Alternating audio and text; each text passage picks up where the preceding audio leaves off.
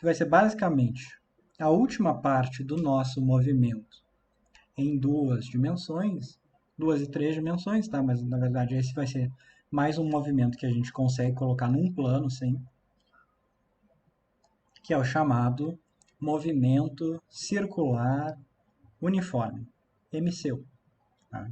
Esse é um movimento que acontece em 2D e descreve uma circunferência em que o módulo da velocidade é constante. Tá? Então imaginem essa situação que eu coloquei a figura aqui para vocês, é o seguinte, digamos que a gente tem uma mesa, pode ser uma mesa, vocês estão olhando essa mesa de cima, e aí vocês estão olhando alguma coisa, digamos um carrinho, ou seja lá o que for, vocês podem imaginar que vocês pegaram uma pedrinha e uma corda e grudaram ou amarraram a pedra na extremidade, na ponta dessa corda, e aí vocês pegam a corda e começam a agitar ela em cima da cabeça de vocês, fazendo um círculo basicamente horizontal, paralelo ao solo. Esses são exemplos de movimentos que vão ser essencialmente uniformes. Tá? Outro exemplo, que é basicamente um movimento circular uniforme, é a órbita da Terra em torno do Sol. É, em boa aproximação, um movimento circular uniforme. Tá? Vejam o que acontece. Então, imagine que vocês têm esse movimento aqui, vocês estão interessados em descrever ele. Então, primeira coisa, vamos olhar a questão do movimento ser circular e uniforme. O que significa isso? Significa que essa partícula que eu coloquei ali, então, que tem alguma velocidade v aqui nesse instante de tempo, seja lá ele qual for, ela vai se deslocar e ela vai se deslocar de uma maneira em que a trajetória que ela faz, ela descreve essa circunferência aqui.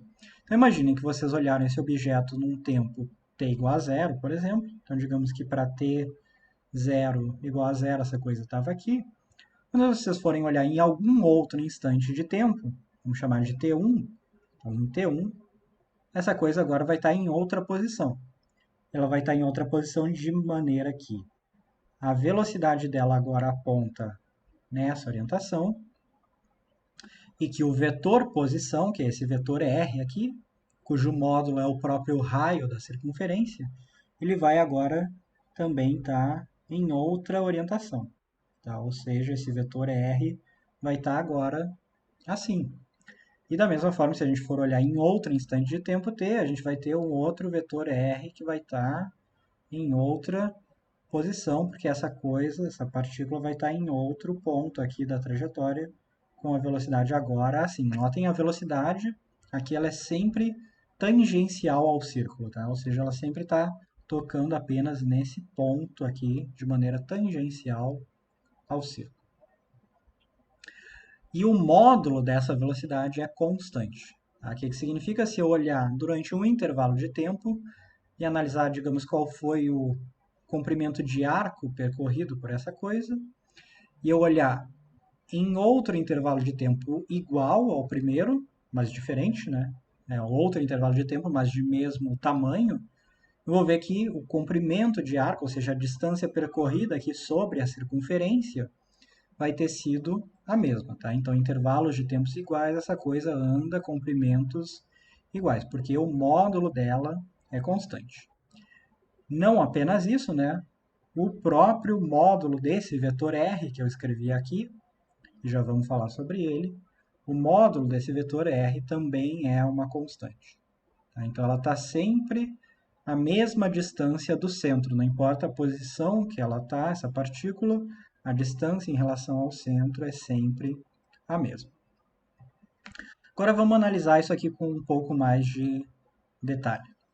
Lembrem que quando a gente estava falando de vetor posição, né, em duas, três dimensões, a gente escrevia, por exemplo, o vetor r, né, como uma função do tempo, como sendo a posição x em determinado t, vetor unitário i, mais a posição y em determinado t, vetor unitário j.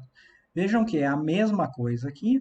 Tá? A única diferença foi que eu escrevi o r maiúsculo só para a gente ter ele claro de que isso aqui é um caso especial que a gente está falando, em que o módulo desse vetor R permanece constante, né? Lembrem, esse vetor R geral aqui da vetor posição, o módulo dele pode mudar, né? A gente pode aumentar x e manter y constante, ou aumentar x e y, ou diminuir os dois, e aí o módulo de R está mudando, de R minúsculo, né? O R maiúsculo aqui, eu usei só para ficar claro que a gente está falando de um caso particular em que o módulo dessa coisa permanece constante. Agora, se vocês forem notar o que está acontecendo, imaginem o seguinte, que nesse instante que a gente está aqui, nesse vetor R aqui, que aponta nessa diagonal aqui para cima, mais ou menos, a gente tem algum ângulo θ entre o eixo x e o vetor. Portanto, se a gente tem algum ângulo θ, a gente tem alguma componente x aqui e alguma componente y. E, portanto, a gente pode escrever esse vetor R em termos das componentes x e y. Agora, notem o que acontece é quando eu avanço no tempo, o valor desse ângulo θ, ele muda. Porque agora, quando eu estou nesse outro R aqui, então eu vou chamar aqui um θ1. Digamos, esse aqui era o θ0, esse aqui é o θ1. Aí o que a gente sabe? Que o R0, então eu vou escrever ele como x0 e mais y0j. Enquanto que o R1 é o x1 e mais y1j.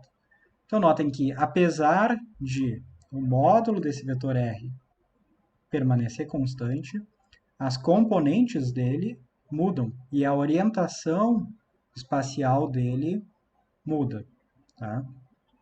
E a gente já vai ver logo em seguida como que a gente coloca essa dependência temporal para esse vetor R.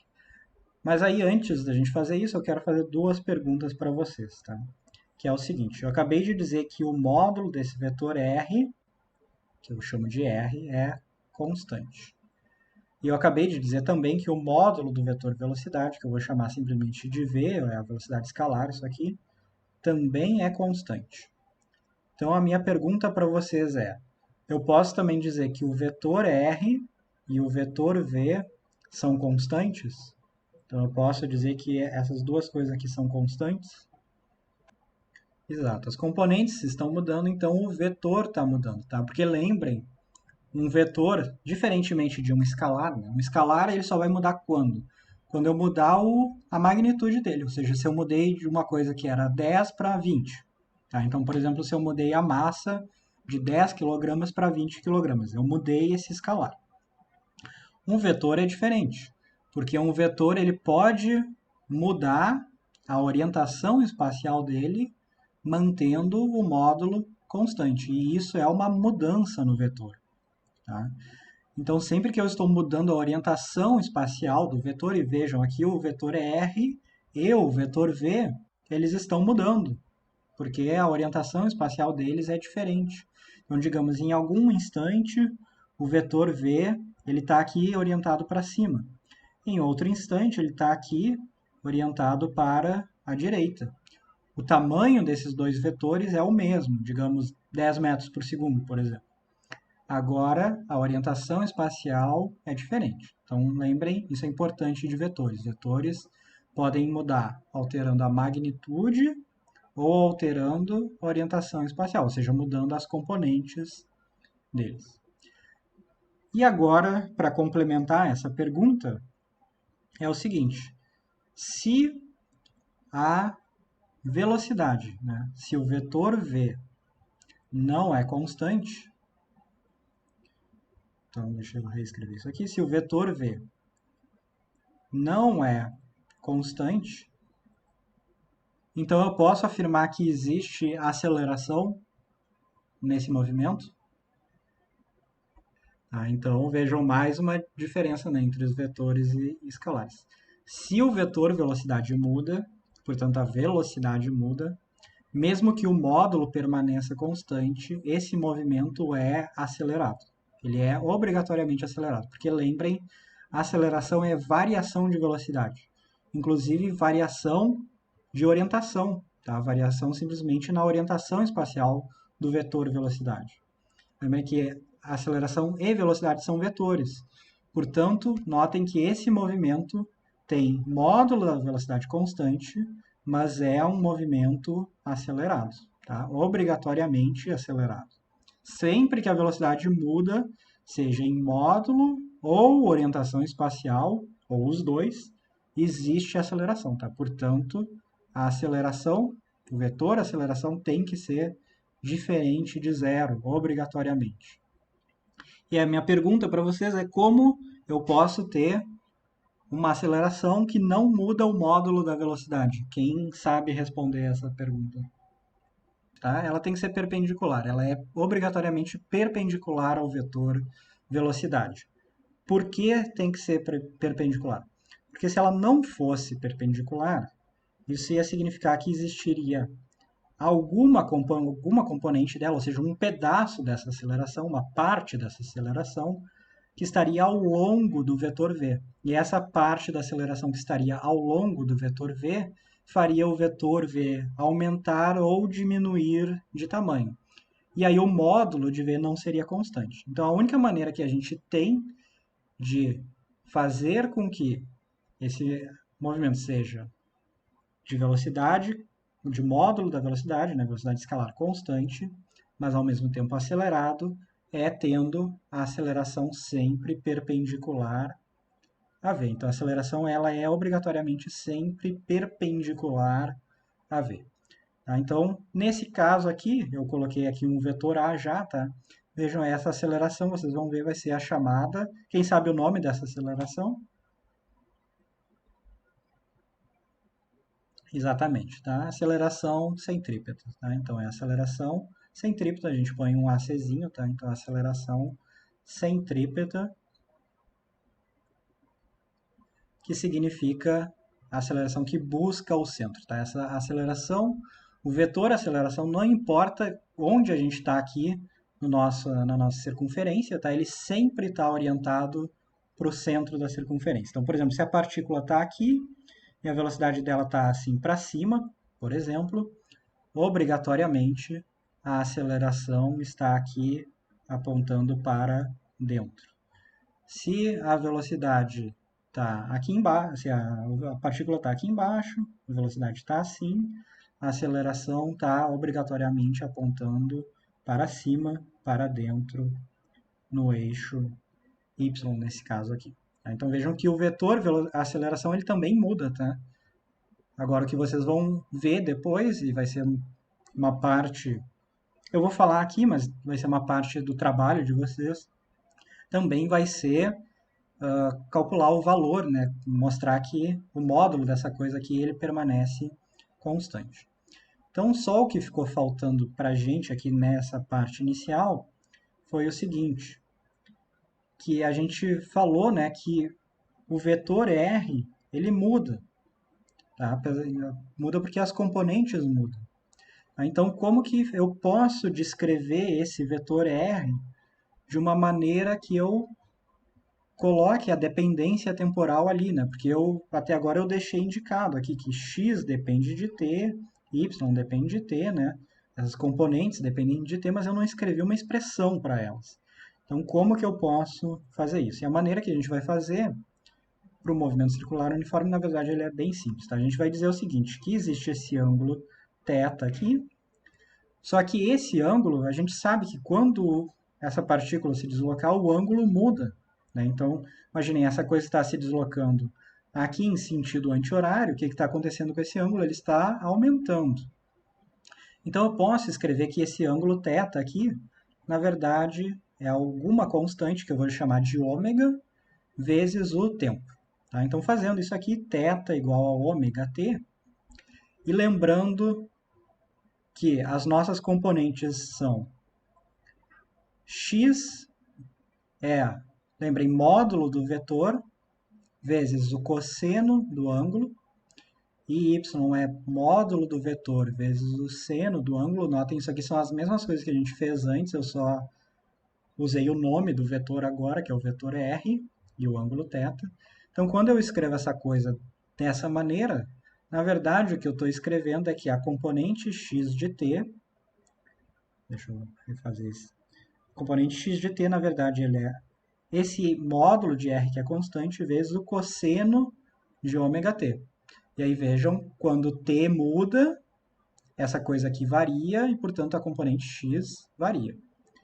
E a componente y é r vezes o seno de ômega t. Em que ômega, nesse caso aqui, para a gente, tá? Então, vou botar aqui, ômega vai ser uma constante positiva no nosso caso. Tá? A gente considera que vai ser uma constante positiva, já em seguida a gente vai falar sobre isso aqui um pouquinho, mas isso aqui vai ser parte do trabalho de vocês da semana, que vai valer 20 pontos, né?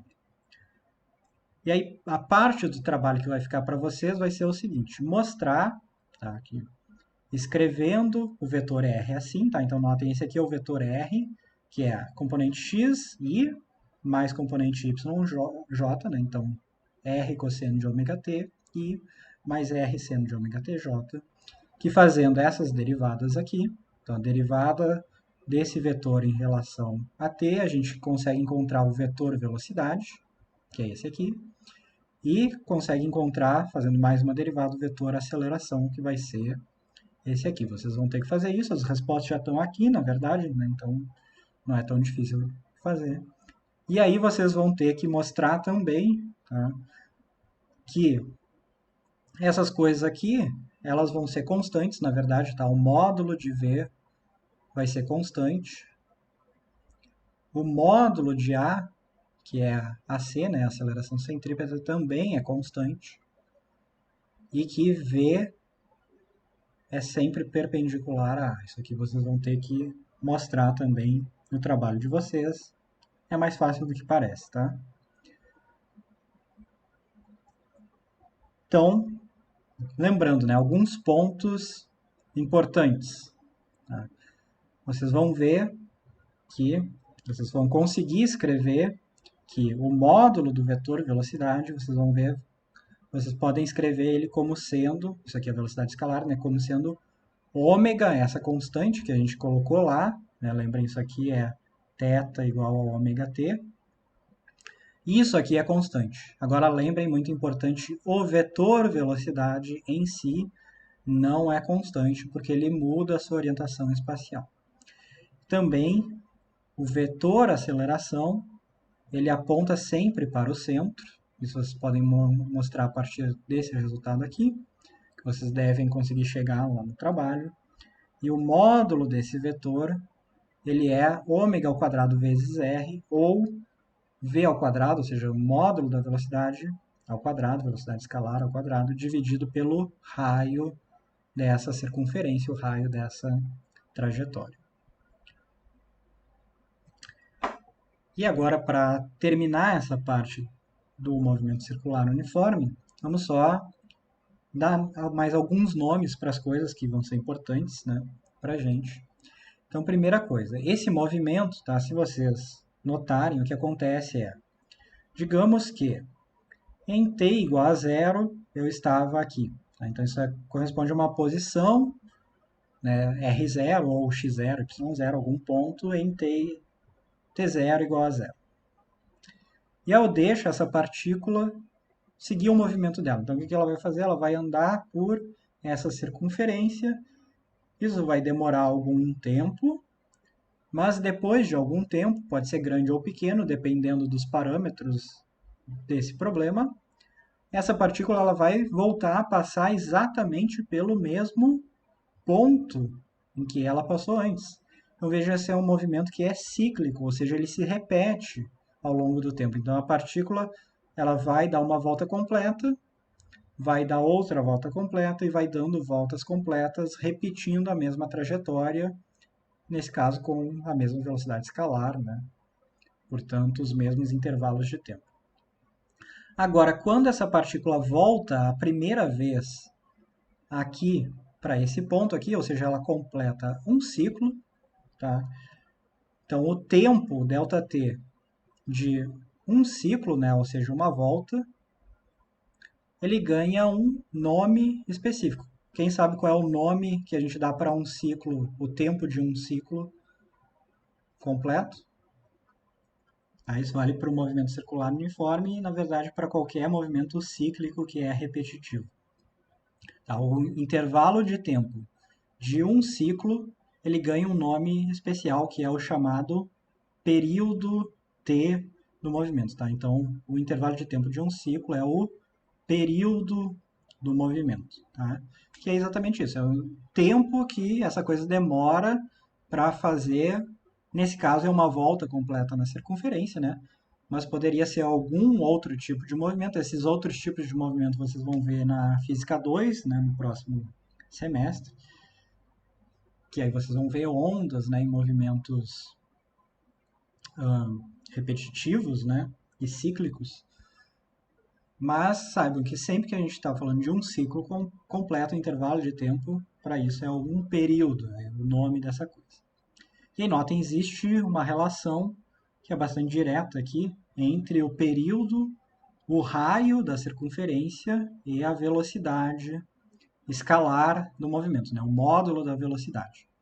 Como que a gente chega nisso? É bem simples, na verdade, tá? Então, para chegar nisso aqui, o que a gente faz? A gente vai calcular, digamos, a velocidade escalar dessa coisa.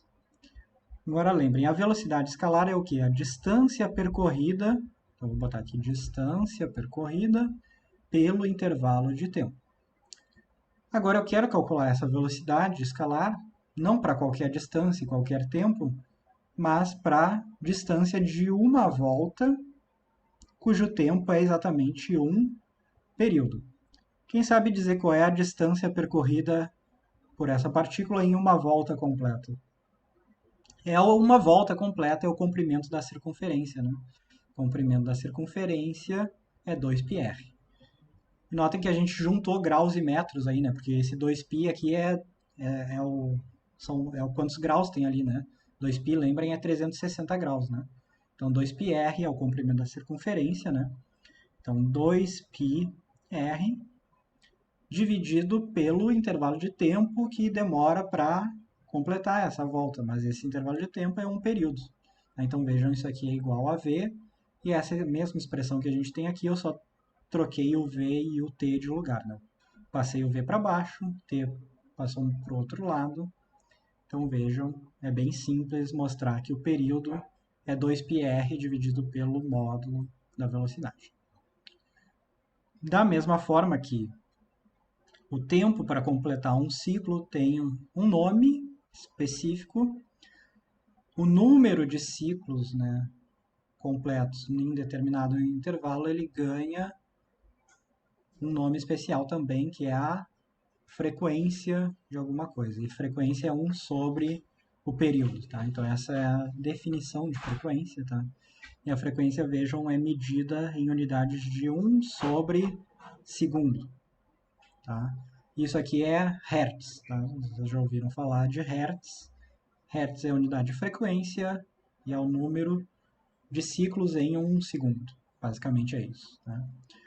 Então, Hertz é o número de ciclos em 1 segundo e é 1 sobre o período dessa coisa. E aí, finalmente, há essa constante ômega que eu coloquei para vocês lá, mas eu não tinha dado nome para ela. Então, na verdade, essa constante ômega ela tem dois nomes aqui no movimento circular uniforme. São dois nomes diferentes, mas a quantidade é a mesma. Um nome é frequência angular e o outro nome é velocidade angular. Tá? E usando aquelas equações e aquelas derivações que vocês vão ter que fazer, vocês podem encontrar que a gente pode escrever que V é o ômega R, perdão, aqui. V é igual a ômega R e ômega é 2πf também, tá? E se a gente pegar essas coisas aqui e combinar elas, aqui, por exemplo, né, a gente sabe que V é período, que é 2πr. Então, período é 2πr sobre V, e V é ômega R.